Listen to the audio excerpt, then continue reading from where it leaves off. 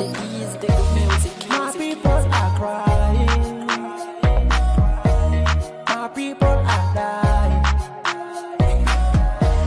Try to do our best to break this bad disease before it propagates all around the world.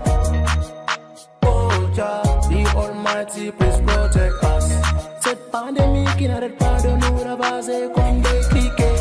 Prenons nos mesures afin de le stopper tous ensemble pour vaincre son combat, c'est possible. Moi tous les Mesdames et messieurs, bonsoir, bienvenue sur Korel TV, la télévision qui vous accompagne partout à travers le Fuladu et ailleurs. Aujourd'hui, votre émission Info Corona a le plaisir de recevoir sur ce plateau le doyen de la presse locale de Vélingara. Il s'agit de M. Abdoulaye Mba, le président d'un groupe de médias radio et site web. Et vous êtes également gestionnaire de formation. Bonsoir, doyen Mbalo. Bonsoir, Aruna. Merci d'avoir accepté notre invitation. Moi aussi, à moi de vous remercier. Alors, très rapidement, aujourd'hui, sur 1820 tests réalisés au Covid-19, 94 sont revenus positifs. 84 cas contacts suivis, 10 ici de la transmission communautaire, donc 42 décès, malheureusement. Alors, vous, quelle est votre lecture sur ce bilan inquiétant? Ma lecture, elle a plusieurs sens. D'abord, c'est une inquiétude. L'inquiétude est grandissante. Chaque jour que Dieu fait, la Covid avance.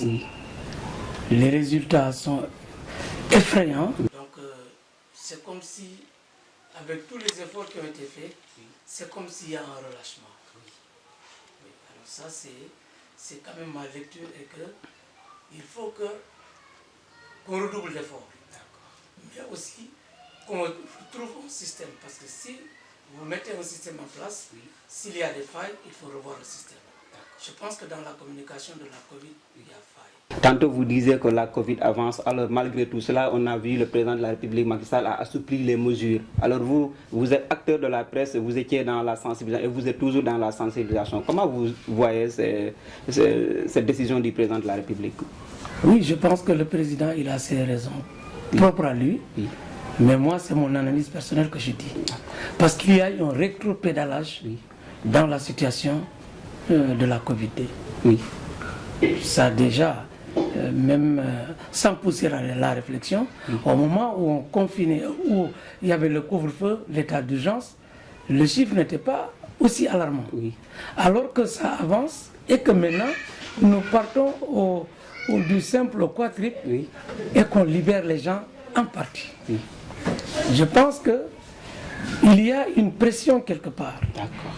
Vous savez qu'un chef d'État ne gère pas seulement qu'une partie de son État, mais il gère l'intégralité de l'État. Parce qu'il y a des résistances, et parmi ces résistances, il est obligé de jouer pour arrondir. Parce que s'il y a une faille quelque part, ils ont leur astuce et leur technique, ils ont leur réseau d'information qui, en tout cas, prennent les devants pour dire qu'attention, dans ce secteur, ça peut y avoir clash, parce qu'il y a ceci ou cela. Et un chef d'État, il marche en reculant. En reculant. Doyen, vu ce relâchement, est-ce que nous ne sommes pas assis sur une bombe de retardement? S'il y avait un nom plus terrible que la bombe, j'allais dire. Oui. Parce que, c'est-à-dire maintenant, nous vivons l'incertitude. Parce que nul ne sait où va-t-on. Même les agents de la santé, à eux-mêmes, ils sont confus. Parce qu'il y a plusieurs versions.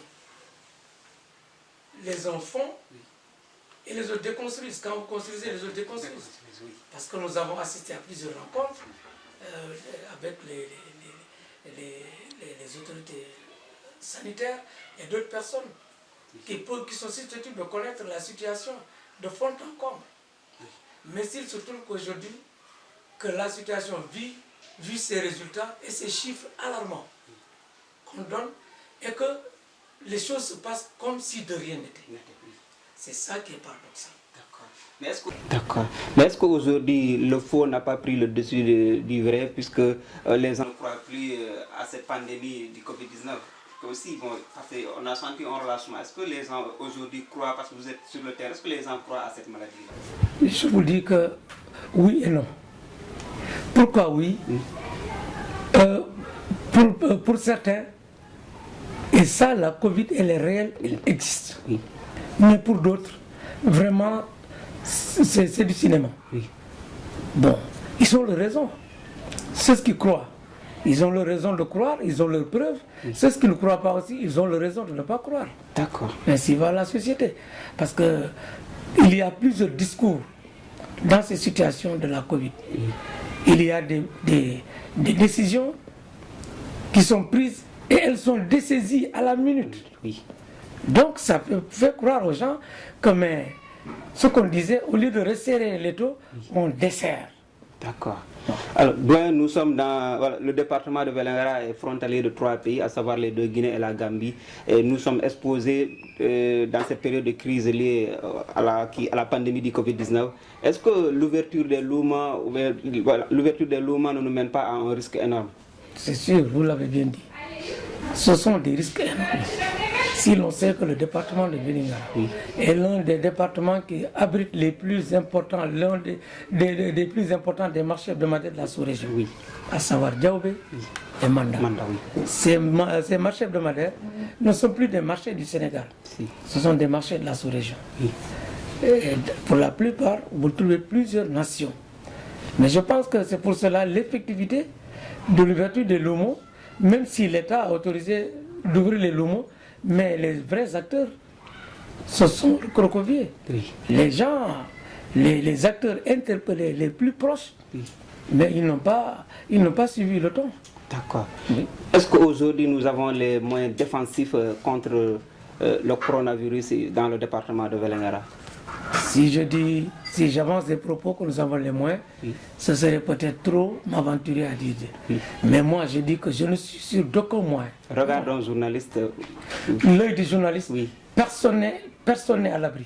Non seulement personne n'est à l'abri, mais nous n'avons aucun instrument, aucun moyen de venir au secours. Si aujourd'hui nous sommes frappés, on est évacué hors du département. Le département, dire qu'il n'est pas prêt, c'est prendre une responsabilité. Mais moi, je ne suis pas convaincu qu'on est prêt. On n'est pas prêt. Je ne dis pas qu'on n'est pas prêt. Mais moi, je dis qu'on n'est pas prêt. Mais on n'est pas prêt. Vous faites allusion à la population. Ce sont les dispositions. Les populations ne sont pas prêtes à respecter les mesures barrières. Les décideurs sont confrontés aux ordres et aux contre-ordres. Parce que quand une autorité donne une autorisation, une information, une autre autorité donne, c'est comme une vérité, une contre-vérité. Finalement, à quelle vérité se fier? D'accord. Voilà. Vous êtes doyen de la presse. Alors, dans ce moment de crise, comment doit-on véhiculer le message, la sensibilisation auprès de la population? Je pense que la sensibilisation, elle a été sérieusement menée par les radios et par les médias en général. Depuis le mois de mars, c'est tambour battant. Ce sont les médias, il y a la télé, il y a les journaux en ligne, les quotidiens, les radios, les sites web.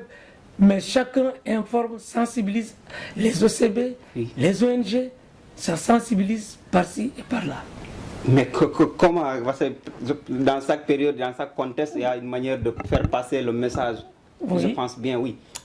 Est-ce qu'il y a une particularité dans cette période de crise de communiquer avec la population en cette période de crise? Présentement, les populations ne croient plus en rien. Vous parlez, vous jetez vos paroles, mais il ne faut pas arrêter de parler. Parce que même si on n'est pas écouté? Même si on n'est pas écouté, c'est notre mission de parler, de dire. Peut-être sur la dizaine, on peut repêcher 3 personnes ou 4. Vous voyez même les ports de masques. Les gens ont créé des masques pour leur manteau. Ils mettent là le masque, ils s'en vont. Ils couvrent la bouche, ils s'en vont. Par contre, j'ai été dans tous les points de distribution. Vous trouvez plus de 300 personnes, 400, mais vous ne pouvez pas trouver 10 personnes qui ont porté des masques. Donc, ce qui veut dire que les populations ont pris leur propre responsabilité pour leur situation sanitaire. Alors, la presse locale de Vélingara, il n'y a pas longtemps, elle faisait à l'encontre de vives critiques, disait que voilà, la manière dont elle véhicule les informations n'est pas adéquate, c'est pas une bonne manière de le faire. Mais est-ce que quel est votre message ou votre réponse par rapport à cela? Est-ce qu'aujourd'hui on doit repenser la manière dont on communique à la pandémie du Covid-19? Voilà, je pense que c'est une très bonne question. Oui. À la limite de cette mesure qui est l'information, vous savez qu'en communication, si vous ne dites pas, oui, au moment où il faut dire, ce serait peine perdue. Et si vous ne dites pas, oui, à qui le dire, c'est peine perdue. Donc il faut savoir quand le dire, oui, comment le dire, pourquoi le dire et où dire. Oui. Mais vous savez que nous n'avons pas tous les mêmes formations. Oui. Aujourd'hui, les radios poussent. C'est la révolution de la communication. Oui. Mais est-ce que toute cette branche a reçu les prérequis pour communiquer? Peut-être qu'on peut se fier à sa propre connaissance, mais vous savez aussi, dans chaque activité, c'est comme l'école, il y a la pédagogie du métier. Oui. Donc tout le monde est journaliste, mais on sait que le journalisme aussi, c'est une vocation professionnelle. On connaît qu'il faut apprendre.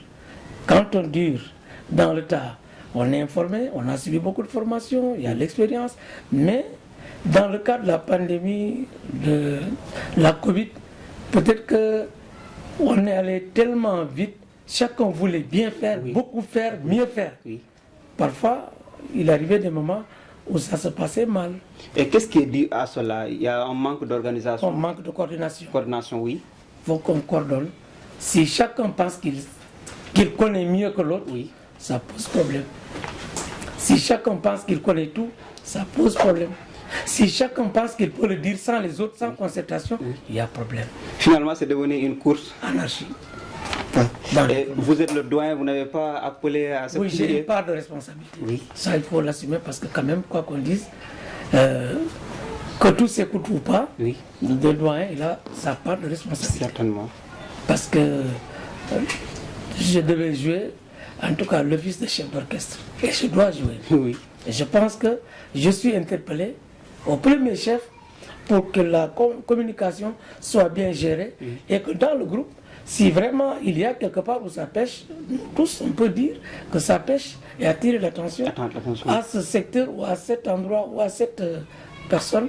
Peut-être dire qu'attention, il faut revoir un peu, oui, ou remodeler, parce que l'information aussi, il ne s'agit pas d'effrayer, il ne s'agit pas d'hypothéquer, oui, mais il s'agit de sensibiliser. C'est pour faire comprendre quelqu'un comment il peut se départir de cette situation, sans l'effrayer. Parce que vous savez le message, si vous dites de la manière qu'il ne fallait pas, donc ce sont les 5 points, les 5 aspects, les règles d'or de la presse, de la communication, même si ce n'est pas la presse, dans la communication. C'est-à-dire, si vous dites cette chose de la manière qu'il ne fallait pas, ça pose problème. D'accord. La parole est comme une personne. Oui. On l'habille. D'accord. Si une parole n'est pas habillée, elle n'est pas comprise. Elle devient dangereuse. Il faut l'habiller. Donc c'est pour cela qu'on dit habillez votre texte. Oui, certainement. On habille un texte. Oui. Donc c'est aussi. Certainement. Donc comparer un texte non habillé et une personne non habillée. Non habillée, oui. Donc voilà.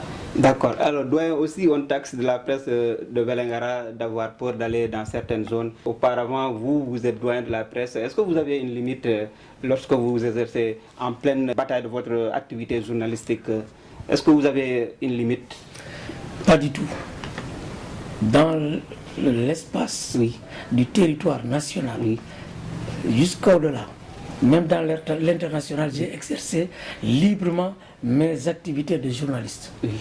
En Afrique et en Europe, je les menais et je mène. Je vais vous donner pour preuve. Oui. Je vous donnerai les documents parce que nous sommes dans une communication publique. Oui. J'ai été reçu par un président de la République qui m'a proposé de faire la politique. Je lui ai dit. Au Sénégal. Au Sénégal. Oui. Je lui ai dit que je préfère mon gilet, oui, de journaliste qu'un poste qu'un poste politique. Oui. Pour moi, tous les êtres humains sont égaux. Oui. Parce que d'abord, avant d'être citoyen, il faut être humain. Nous sommes des humains, nous sommes des citoyens. Donc pour moi, dans mon travail, je n'ai pas d'état d'âme. Je considère tous les citoyens au même pied d'égalité concernant mon travail. Maintenant, après mon travail, il y a d'autres considérations. Oui. La même question que je pose aux délégués de quartier, c'est la même question que je pose aux paysans, à l'éleveur, au ministre, au président, au marabout, au khalif d'une confrérie. J'ai pas de problème. D'accord. Je n'ai pas de problème. Je suis un musulman de confrérie tijane, mais je n'ai pas de préférence. D'accord. Et d'où est-ce le problème? Ce sont les journalistes eux-mêmes qui se créent des problèmes ou bien par rapport à leur partialité ou bien à la manière de traiter l'information? Vous savez que nul n'est parfait. Oui. Je dis moi personnellement, je suis convaincu qu'un journaliste qui exerce cette fonction de journaliste par choix n'a pas de limite. Fera son travail comme il se le doit. Mais maintenant, je ne voudrais pas utiliser certains termes. Comme on le dit dans tous les métiers, il y a des brebis galeuses. Donc si vous ne gérez que votre métier, vous allez le faire correctement. J'ai géré ici l'information nationale de 2000 à 2018. J'étais correspondant régional de 2006 à 2000. De la RTS? De la RTS. D'accord. À l'époque, c'était Tamba qui couvrait Kolda. De 1996 à 2000. De 2000, on m'a dit, bon, comme Kolda est une radio, vous allez à Kolda maintenant. On m'a transféré à Kolda. Et de 2000 jusqu'en 2018, j'étais avec la RTS. D'accord. Bon, pour des raisons que je préfère garder, j'ai préféré travailler pour moi-même. D'accord. Créer mon groupe. D'où cela vous dit quoi voir un journaliste faire de la politique, responsable de mouvement politique? Est-ce que ce n'est pas une insulte au corps médiatique? Vous m'excuserez du terme. Est-ce que c'est possible? Les deux vont de pair? Pour moi, non. Ils ne vont pas de pair. Mais chacun a sa manière de voir. J'ai choisi, j'ai opté être journaliste. Je le serai jusqu'au moment où je jugerai vouloir changer une autre branche, je laisserai la profession du journalisme pour toujours. Ou alors, pendant que j'exerce autre chose, je ne serai pas journaliste. Si j'arrête de faire cette chose, je suis un commerçant, ou je suis un charlatan, ou je suis un homme d'affaires, j'arrête la presse. Et quand j'aurai terminé avec mes... je reviendrai faire la presse. Mais je ne ferai jamais et la presse et la politique. Parce qu'on ne peut pas être juge et parti. Le journaliste, c'est celui qui a l'esprit critique. Mais si vous êtes critique déjà, vous savez, quand quelqu'un fait la politique, il a son choix. Il a déjà une préférence. Quelqu'un qui a une préférence, peut-il juger quelqu'un? Connaissant ce qui se passe, sans vouloir le dire, n'est-il pas responsable, le journaliste? Il est responsable. Connaître la vérité et dire ce qu'on pense, ou dire pour juste s'échapper, ou en tout cas esquiver la vérité, cela n'est pas une responsabilité du journaliste, c'est une responsabilité du journaliste. Quand l'information n'est pas bien donnée, il est responsable, de bonne foi ou de mauvaise foi. Alors, ces journalistes qui le font, ils encourent quel risque par rapport à l'éthique et à la déontologie, par rapport au code de la presse? Je pense que, vous savez, au Sénégal, tout est possible. Je suis citoyen sénégalais, l'âge que j'ai, je suis assez responsable pour dire ce que je dis. Au Sénégal, tout est permis. Oui.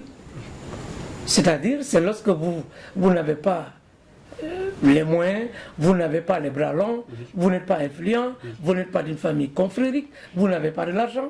Pour faire une petite bêtise, on vous garde. Alors qu'il y a des gros bonnets qui égorgent par 1000 personnes, qui sont dans des paris zéro, qui roulent et qui ne s'inquiètent pas. Donc si un journaliste, nous avons des journalistes, il y a des journalistes qui passent tout le temps à faire des bêtises et des bévues, et ils ne s'inquiètent pas. Par contre, pour les autres, il suffit de lever le petit doigt, on les garde. Vous savez, on a enfermé combien de journalistes? Oui, il y en a beaucoup. Mais moi, je ferai mon travail de journaliste jusque dans la prison. D'accord. Et je le ferai avec conviction. D'accord. Je n'ai pas peur de le dire. Alors ça c'est un message fort que vous lancez à l'endroit de la jeunesse actuellement qui œuvre dans le monde journalistique aussi. C'est important de... C'est un choix. Oui. Il ne faut pas être journaliste pour prétendre à des prestiges, pour prétendre à des faveurs, pour prétendre à des opportunités. Non. D'accord. Le journalisme, comme tout autre métier, c'est une conviction. Conviction. Oui. D'accord. Alors, il faut qu'il ait l'éthique et la déontologie. Si. Et je ne me reproche de rien, moi. D'accord. Du tout. D'accord. Alors, quelle est la différence entre la manière dont on faisait le journalisme auparavant et aujourd'hui, la manière dont on l'exerce? Est-ce qu'il y a une différence? Vous constatez qu'il y a une différence? Grande différence. Quelle est la différence? C'est-à-dire, le journalisme actuellement, c'est la mode. Oui, vous voulez dire par là quoi? C'est la mode parce que qui veut faire? Et avant, c'était des critères. Oui. C'était des critères. Quand vous ayez un bon niveau, vous ayez un mauvais niveau, il faut que vous ayez quand même un minimum de niveau, mais aussi que votre dicton, votre langage, votre expression, ça compte. Mais aussi votre personne même. Votre personne. Tout compte. Votre personne et votre personnalité. Tout était compris là-dedans. C'est comme aujourd'hui, je vais sortir du cadre du journalisme. Vous allez dans les écoles, vous trouvez un professeur en check-down. Oui, oui. Mais si un élève se met en check-down, est-ce que c'est une gaffe? Est-ce que c'est une catastrophe? Est-ce que c'est un danger? Est-ce que c'est une indiscipline? Non. Celui qui enseigne ne fait pas sa tête. Il ne fait pas sa chemise. Il ne fait pas ses chaussures. En parlant, il parle comme s'il était dans la rue. Il parle de manière vulgaire. Mais l'apprenant ne pourra rien faire. Le journalisme aussi, c'est comme ça. Si maintenant, la personne qui t'inspire n'est pas le modèle, tu ne seras pas le modèle. Chers téléspectateurs, je rappelle que vous suivez votre émission Info Corona. Aujourd'hui, nous avons comme invité Doyen Abdoulaye Mba, le président d'un groupe de médias, radio et site web et gestionnaire de formation. Doyen, toujours dans le même sillage. Aujourd'hui, il y a d'autres facteurs qui rongent la presse locale de Vélingara. On dit qu'il y a certaines informations qui devraient être traitées à Vélingara, on les entend au niveau national. Alors vous, comment vous analyserez cela aussi? Donc ça, c'est une très bonne question. Vous savez, vous allez me lancer dans l'histoire des fake news. Oui. Parce qu'aujourd'hui, la communication n'est plus seulement que du ressort ou du domaine du journaliste. Oui. Parce que chacun sait communiquer, chacun a son iPhone, oui. Il informe, il dit ce qu'il pense. Oui. Donc, la presse n'a plus le monopole de l'information. Oui. C'est pour cela qu'il faut rendre crédible l'information que vous donnez. Oui. Mais ce sont les groupes médias de niveau national qui publient ces informations. Oui, mais ce sont oui, parce que ce sont des gens qui sont là parfois aussi. Ce sont des journalistes qui donnent des informations parce que tous ces médias qui sont au niveau de Dakar ou d'ailleurs, oui. Ils ont des gens qui demandent. Et ce matin, je l'ai dit à la préfecture. Oui.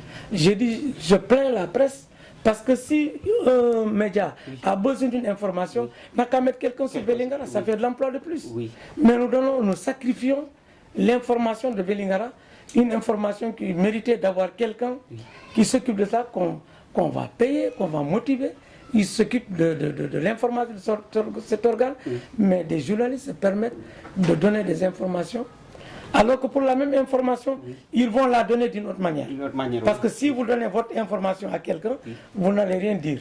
Donc vous lui donnez une information, la même information, vous la traitez de l'autre côté. Oui. Voilà, ça pose problème. Est-ce que ce n'est pas à nous, comme vous et d'autres journalistes, de sécuriser ce qui se passe à Vélingara, même s'il y a... Oui, mais c'est-à-dire, ce n'est pas seulement le cas de Vélingara. C'est un cas qui est général. Oui. Mais Vélingara, comme c'est là où nous sommes, c'est là où je dis que franchement, ça ne va pas. Oui.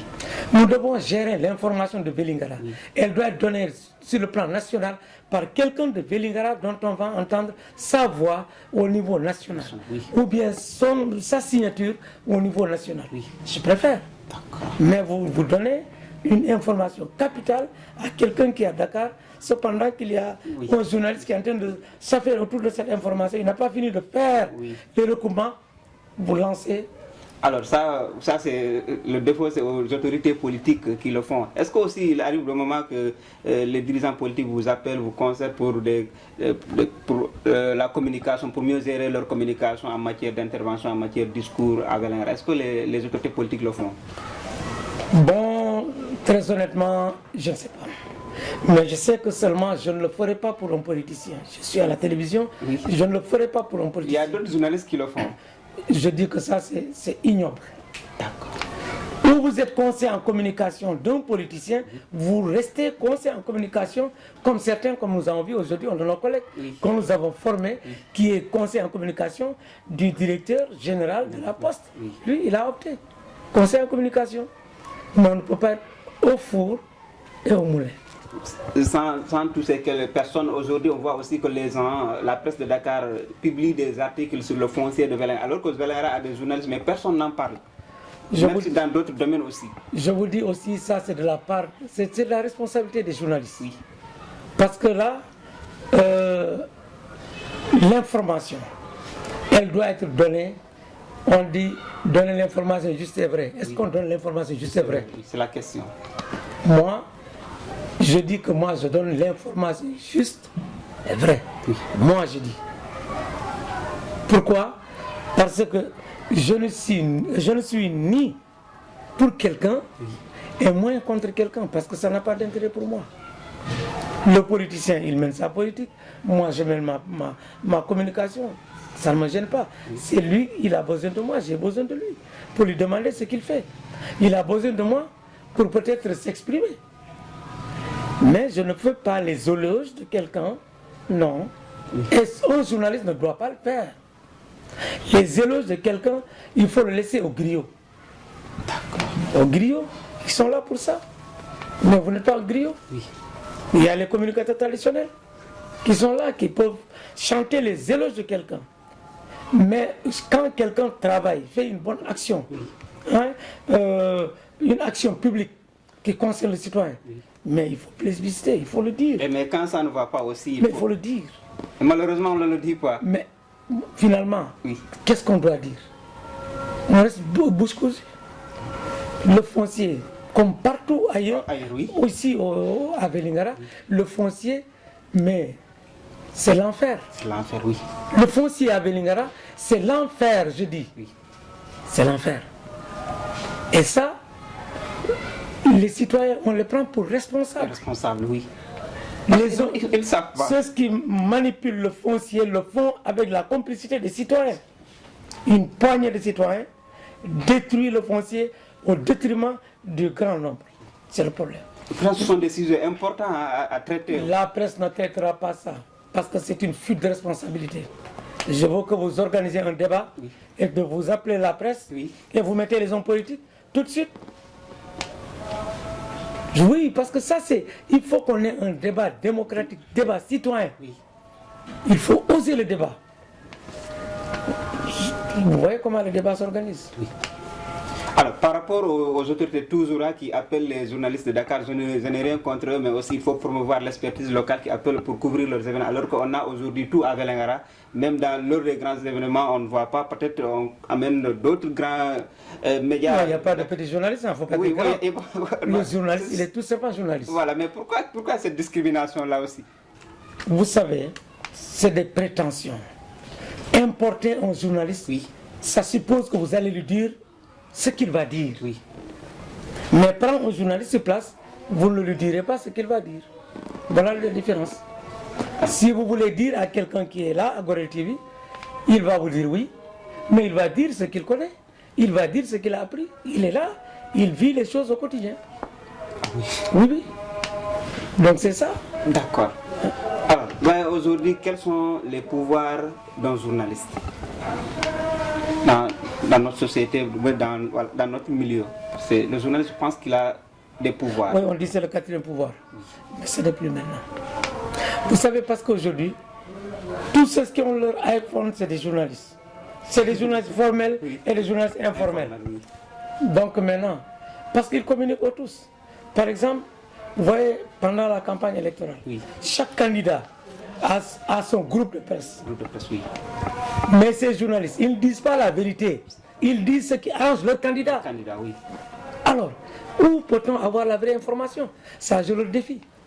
Je défie la presse. Quiconque je défie. Je ne parle même pas d'ici, mais sur le plan national. Je défie tous ces journalistes qui suivent les candidats. Ils font la promotion du candidat. Et j'accepte. J'accepte parce que vous savez, pour couvrir un événement, votre organe doit vous donner les moyens que vous soyez autonome, indépendant. Vous les suivez. vous faites vos analyses, vos enquêtes, vos reportages. Mais le candidat, il vous transporte, il vous donne à manger, il vous héberge, il vous donne des per diem. Qu'est-ce que vous allez dire du candidat là? Vous ne ferez qu'enregistrer ce qu'il a dit et vous publiez. Voilà, finalement, ce n'est plus du journalisme. Ce n'est plus du journalisme. Oui. C'est de la communication. Très bien. Donc, c'est-à-dire, tout le monde doit recycler dans ce pays. Il faut une école d'éthique et de déontologie. Je le dis. Aujourd'hui, je ne suis pas un jeune apprenant. Non. Oui. Je sais comment ça se passe. J'ai côtoyé tous les grands journalistes. Tous les grands journalistes. Nous avons partagé des ateliers. Nous avons discuté. Nous avons partagé. Nous avons débattu. Vous appelez à une organisation, mais à une restructuration du monde médiatique? Il faut les états généraux de la presse. Les états généraux, on les dit pas. Bon, c'est ça. Il faut la réformer. Il faut la réformer. C'est-à-dire, souvent, ce n'est pas agréable à entendre. On dit qu'il faut trouver comment intégrer les journalistes. Mais comment intégrer les journalistes? Vous pouvez empêcher quelqu'un d'être journaliste? Il y a combien d'écoles de journalisme? Mais chacun apprend ce qu'il veut. Et celui qui sait lire et écrire, qui sait construire des phrases, mais c'est un journaliste. Maintenant, ce qui reste, ce sont les règles journalistiques. L'éthique et la déontologie, c'est la personne même. Que vous soyez journaliste ou pas, il vous faut l'éthique et la déontologie de ce que vous faites. L'éthique et la déontologie n'appartiennent pas seulement qu'à la presse. Tous les corps de métier exigent l'éthique et la déontologie. Bon. Alors, doyen, vous, quel conseil vous donnerez aux jeunes qui passent tout leur temps à s'insulter sur Facebook? Est-ce qu'aujourd'hui, il n'est pas temps de les inviter à la radio pour les faire parler ce qu'ils pensent sur les questions de développement, sur les questions de politique citoyenne en quelque sorte, au lieu qu'ils restent derrière leur écran à écrire des messages qui ne valaient pas la peine finalement? Bon, vous savez, chacun a sa façon de oui, penser. parce que Vélingara a une particularité dans ce sens-là. Parce que, vous savez, moi, c'est pour cela, je ne dis pas que vous ne me verrez pas sur Facebook, mais j'aime pas. Tout ce qui est réseaux sociaux, j'aime pas. Cette instantanéité-là, c'est une catastrophe. C'est rare que vous me voyez sur Facebook. J'aime pas. Sur Twitter, Instagram, et ainsi de suite. J'aime, mais j'utilise rarement. Vous savez, parce que cette communication dans les réseaux sociaux, elle n'est pas... Il n'y a pas de logique. Il n'y a pas de logique, oui. Pour le savoir, il faut aller... par exemple, dans certains lieux, dans certains milieux. Oui. Moi, j'ai subi une formation où j'ai compris comment les gens utilisent les réseaux sociaux et comment ils sont contrôlés et comment ils sont suivis. J'ai fait la formation au Centre des hautes études de défense et de sécurité du Sénégal, CHETS. Tout ce qui est sécurité aérienne, maritime, terrestre, j'ai vu, j'ai étudié, j'ai connu. Donc les gens qui s'hasardent à s'insulter, tout ce que vous faites dans les réseaux sociaux, il y a une centrale, il y a des gens qui suivent, ils regardent. On peut vous cueillir les 5 secondes qui suivent quand vous émettez quelque chose. Est-ce que les jeunes sont conscients de ça? Non, justement, ils ne sont pas conscients de ça. Je voudrais que les gens prêtent attention. Oui. Je l'ai vu et je l'ai vécu. Où toute la communication du Sénégal passe, j'ai vu. J'ai vu, nous avons échangé avec cette personne qui est chargée de gérer cette commande de communication. Donc il y a une surveillance. C'est un gendarme. Ce n'est même pas un civil. Et les gens... Un jeune gendarme comme vous. Oui. Les gens pensent que c'est le... Non, tout ce que vous faites, c'est comme le satellite. Le satellite, il traverse. On dit il y a une étoile qui bouge, les enfants le disaient avant. Il y a les étoiles qui bougent, il y a une étoile qui bouge. Non, c'est un satellite. Le satellite, il prend les images. C'est comme une caméra de surveillance. Elle filme tout, mais s'il n'y a rien de particulier, on met au stop. Mais si vous touchez un endroit sensible, vous allez répondre. Vous le verrez et vous le saurez. D'accord. Doyen Mbalo, dans cette lutte contre la pandémie du Covid-19, la presse de Vélingaroise a joué un rôle très important dans cette lutte-là. Est-ce qu'aujourd'hui vous avez, même si l'heure n'est pas quelle est votre relation avec les autorités publiques de Vélingara? Elles sont bonnes, les relations sont bonnes. Je dis que la presse en général a de très bonnes relations. On vous respecte? Oui, c'est-à-dire le respect aujourd'hui, bon, les gens se respectent quand même, les autorités ont de la considération pour la presse. Oui. On a vu des dons, de l'aide. Est-ce que la presse elle a été impliquée dans tout cela? Bon, vous savez, parfois, oui. Les choses se font, mais il y a des manquements. Mais c'est des choses qui peuvent passer. Les gens ne sont pas obligés de nous associer dans tout ce qu'ils font, oui. Mais il était plus judicieux de nous impliquer. Oui, parce que demain il y aura un compte rendu, je pense bien. Il y aura un compte rendu. Oui. Mais vous savez aussi l'implication de la presse, qu'est-ce que ça va représenter demain? Même si c'est bien fait, vous lui dites que c'est bien fait, non, ils ne diront rien parce qu'ils sont mêlés. Ils diront rien. Donc, vous voyez, le fait de ne pas nous impliquer, je pense que c'est une bonne chose. Le fait de ne pas nous impliquer dans certains centres de décision, c'est une bonne chose. Parce que nous sommes la partie critique de la société. On ne peut pas être juge et parti. Si un comité ou une commission agit mal, si vous êtes membre, si vous désolidarisez, vous dites des choses, ça va se retourner contre vous, même si c'est la vérité. Oui. Donc voilà. Vous avez reçu une aide au niveau du comité départemental de la gestion des pandémies? Oui, le préfet, il a quand même appuyé les radios. Et les maires, les autorités publiques? Je ne suis pas au courant. Je n'ai pas dit qu'il n'y a pas. Oui. J'aurais appris oui. Que le maire de la commune de Vélingara avait donné à chaque radio 160 000 radios. Radio communautaire. Radio communautaire. Et le préfet avait appuyé les radios. Il avait donné 500 000 aux radios et aux médias en général. Ça, à Vélingara. Ça aussi, je suis au courant.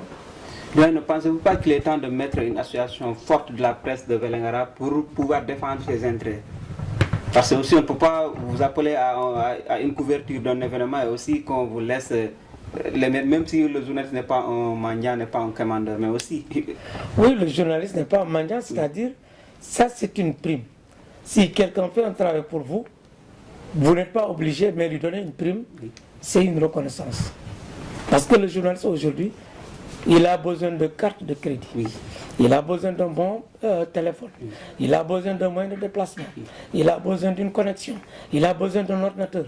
Mais s'il n'a pas, qu'est-ce qu'il va faire? Il va dans les cyber. Si vous n'avez pas d'ordinateur, vous allez dans les cyber.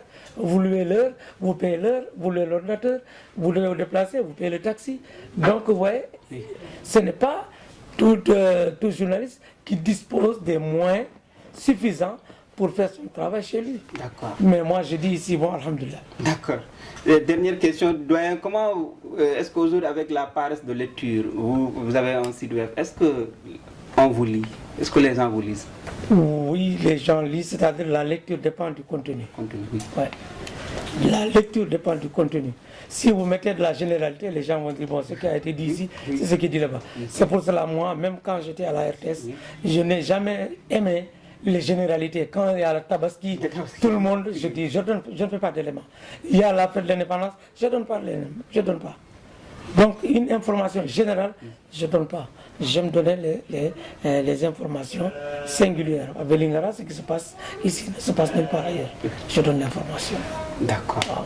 D'accord. Alors, un mot sur la télévision Gorel. Bon, sans doute faire la promotion, mais puisque c'est une première dans le département de Vélingara.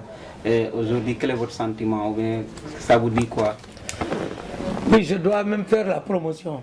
Il faut oser le dire parce qu'aujourd'hui, en tant que doyen, je dois faire la promotion de la presse.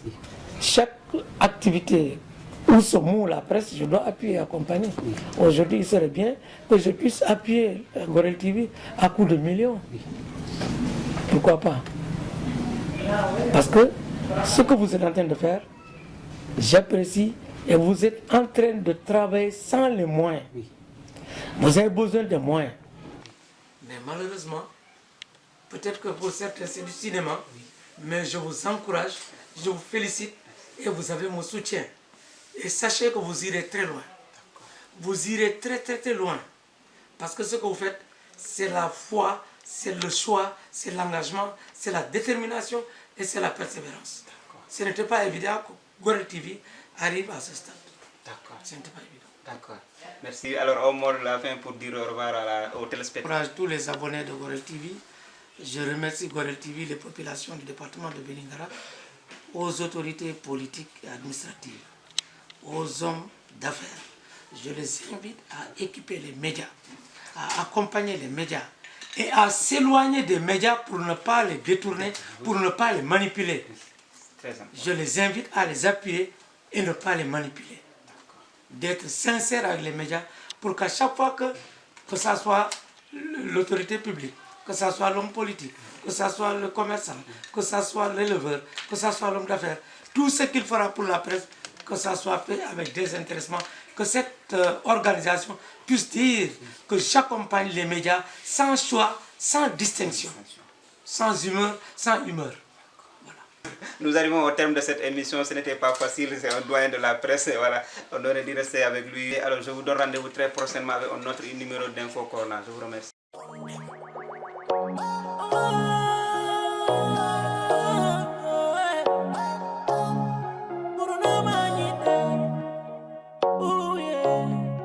Zero Corona, stop Corona. The ease, the good music. My people are crying. My people are dying. Try to do our best to break this bad disease before it propagates all around the world. Oh, Jah, the Almighty, please protect us. Cette pandémie qui n'arrête pas de nous ravager comme des cliquets. Prenons nos mesures afin de le stopper. Tous ensemble pour vaincre son combat, c'est possible. Moi et tout.